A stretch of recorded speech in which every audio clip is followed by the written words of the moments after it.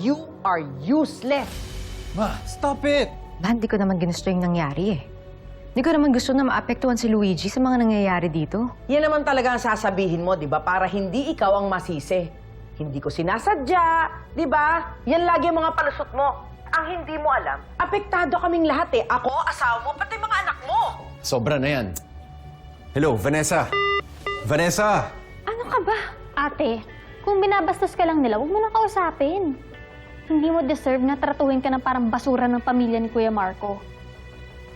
Una munang hahawak ng cellphone mo, ha?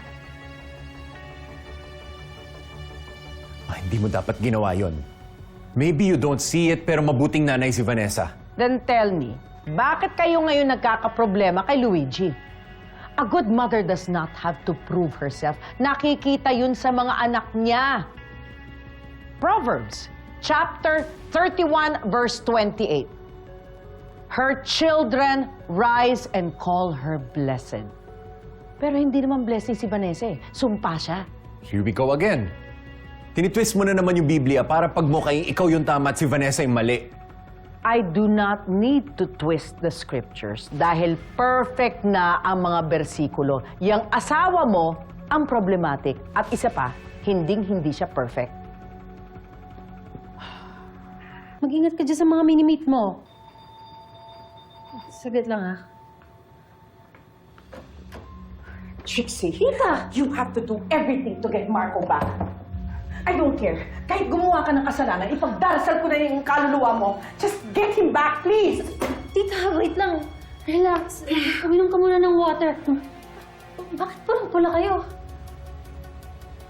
You have to get rid of that Vanessa. The longer she stays with my family, lalo kami nasisira eh. Para siya isang lason, unti-unti niyang pinapatay ang lahat ng nasa paligid niya. You have to get Marco back!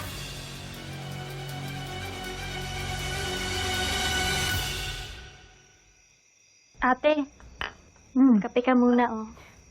Thank you. Ano yung hinahanap mo? Child therapist? Oo. Gusto kasi ipatingin si Luigi eh. Gusto ko malaman ano pa yung pwede kong may tulong sa kanya. Hindi ko susukuan yung anak ko. Gusto ko mabalik yung dati niyang sigla. Tama yan, ate. Ipakita mo sa kanila na hindi mo kailangan si Kuya Marco.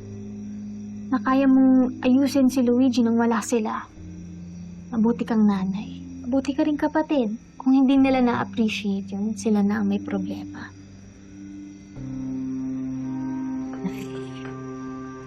Angel, salamat ah.